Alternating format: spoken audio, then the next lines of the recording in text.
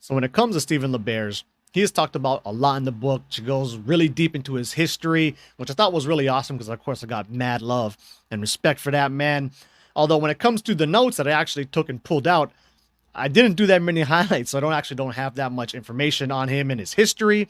I mostly just put out stuff relating to a lot of his more famous discoveries in the lab as it relates to lucid dreaming. So we'll go over some of those here. So, of course, the most prominent one is work that was done between him and Keith Hearn, where they proved that lucid dreaming was a real thing within the lab by having people go into the sleep lab, get lucid, and then do these predetermined eye signals to signal back to the waking world that, one, they got lucid, and then two, they remembered their task and could actually execute it, the signal back that it was a success.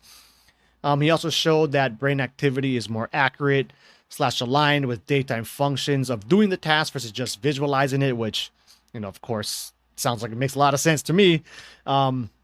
He also did breath work with hyperventilating and breath holds and had some real life corresponding functions to that.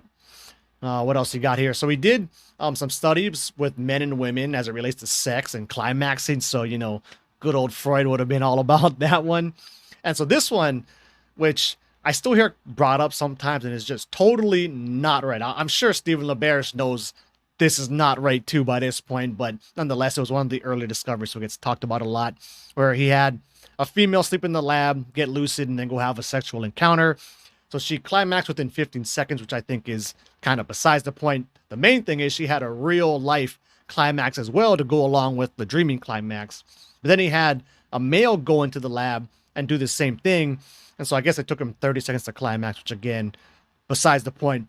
But apparently he didn't have a real life, a waking life physical climax to go along with his dream climax. So sometimes people will say like, oh, you can't climax in lucid dreams. Just take my word for it. That shit is not right. Okay, definitely not right.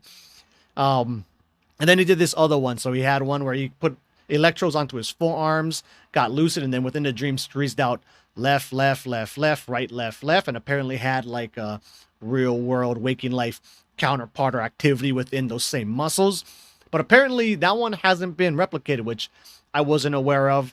From what I read in the book, it's like, so they had people go into the lab and try to do this, and while the real corresponding muscles in the arms didn't clench, the same corresponding parts in the brain did activate.